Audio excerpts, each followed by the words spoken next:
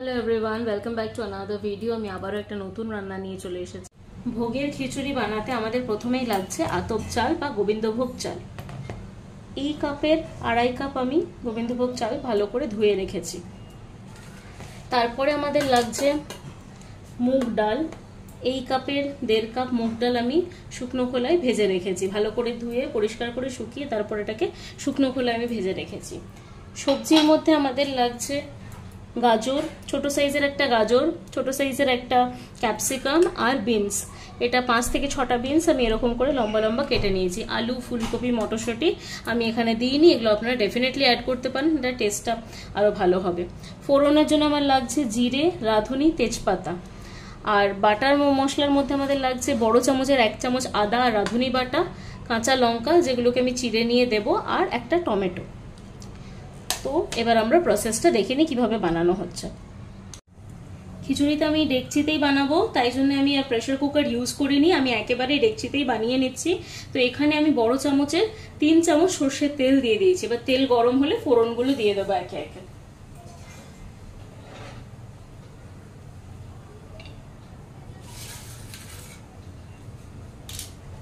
ফোড়নে তেজপাতাটা দিলাম,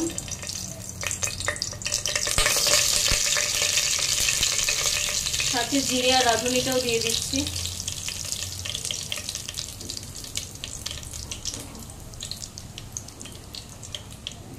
একটু ভালো গন্ধ বেরিয়ে এলে আমি সবজিগুলোও দিয়ে দেবো।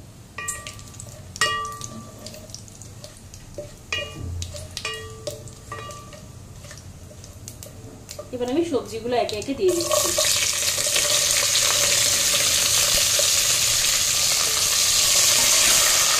এটা একটু ভাজা ভাজা করে নেব। এই সময় আমি একটু নুন দিয়ে দিচ্ছি। আমি একেবারে খিচুড়ির মতনই নুনটা দিয়ে দেবো। এই চামচের 1 চামচ দিলাম, আর 1 চামচ দিয়ে দেবো, বাকি পরে আমি দেবো যদি নুন কম হয়। তো মিষ্টিটা আমি একটু পরে দেবো, এখন আমি দিচ্ছি না।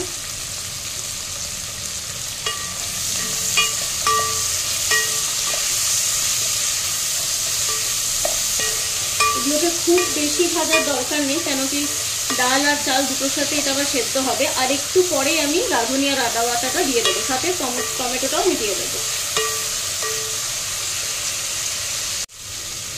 আমি এবার টমেটোটা দিয়ে দিচ্ছি, সাথে আদা আর রাঁধুনি বাটাটাও দিয়ে দিচ্ছি।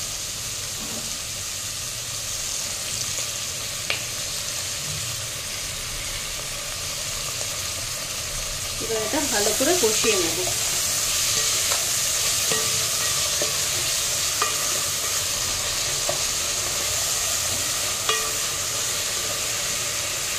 এবার আমি হলুদ, জিরে গুঁড়ো আর ধনে গুঁড়োটা দিয়ে দিচ্ছি।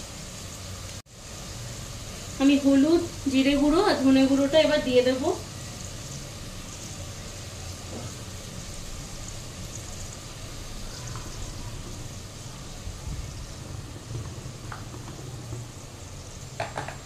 আবারও এটা ভালো করে মিক্স করে নেব, দিয়ে আমি জলটা অ্যাড করব।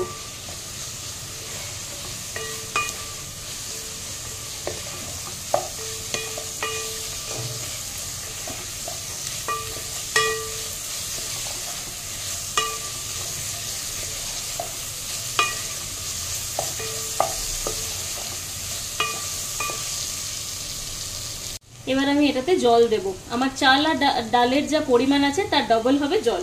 তো জলটা আমি এক জায়গায় মেপে নিয়েছি, সেই জলটা আমি এবার দিয়ে দিচ্ছি।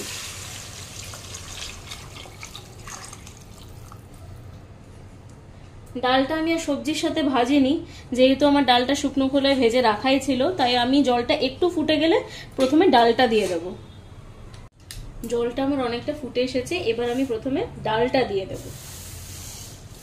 ডালটা একটু সেদ্ধ সেদ্ধ হয়ে এলে তারপর আমি চালটা দেবো। যেহেতু আতপ চাল অনেক তাড়াতাড়ি সেদ্ধ হয়ে যাবে, তাই জন্য প্রথমেই চালটা দিলে খুব বেশি সেদ্ধ হয়ে যেতে পারে, তাই আগে আমি ডালটা দিচ্ছি।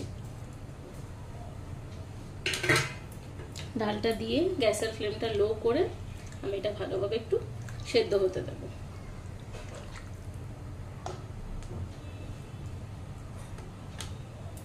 গ্যাসের ফ্লেমটা আমি লো করে দিচ্ছি, আর এটা আমি ঢেকে দিচ্ছি। ডালটা আমার অলমোস্ট সেদ্ধ হয়ে গেছে, এবার আমি চালটাও অ্যাড করে দিচ্ছি। ধুয়ে রাখা চালটা আমি দিয়ে দিচ্ছি। এই সময় আমি মিষ্টিটাও দিয়ে দেবো, যেহেতু আমি মিষ্টি অ্যাড করিনি তাই আমি মিষ্টি মানে আমি গুড়টা অ্যাড করবো, আমি তো চিনি ইউজ করছি না, তাই আমি গুড়টা দিয়ে দেবো। চালটা আমি দিয়ে দিলাম, ভালো করে মিক্স করে নেব। এই সময় কিন্তু গ্যাস থেকে ছেড়ে চলে গেলে চলবে না, কারণ কি এটা নিচে লেগে যেতে পারে, কন্টিনিউয়াসলি স্টার করতে থাকতে হবে। এবার আমি গুড়টা দিয়ে দিচ্ছি। এই চামচের ফার্স্টে 1 চামচ দিলাম, আর 1 চামচও দিচ্ছি, 3 চামচ মতন এই চামচে দিয়ে দিলাম। যেহেতু ভোগের খিচুড়ি একটু মিষ্টি মিষ্টি হয় তাই এটা আমি দিয়ে দিলাম। ভালো করে মিক্স করে নেব।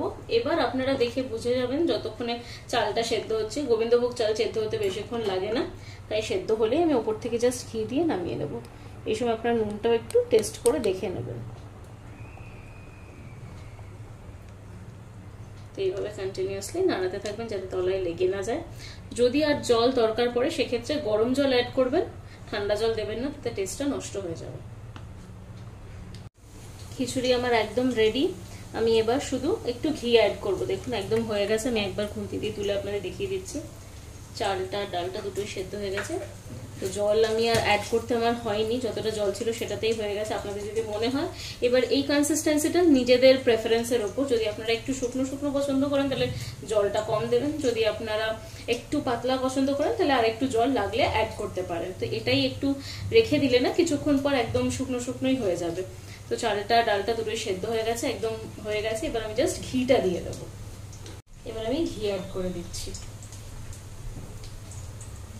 2 চামচ মতন ঘি দিয়ে দেবো।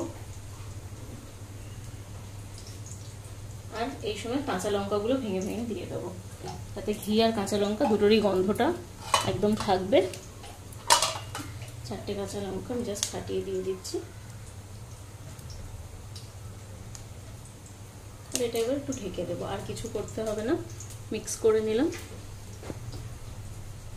এবার একদম গরম গরম আপনারা সার্ভ করবেন একবারে।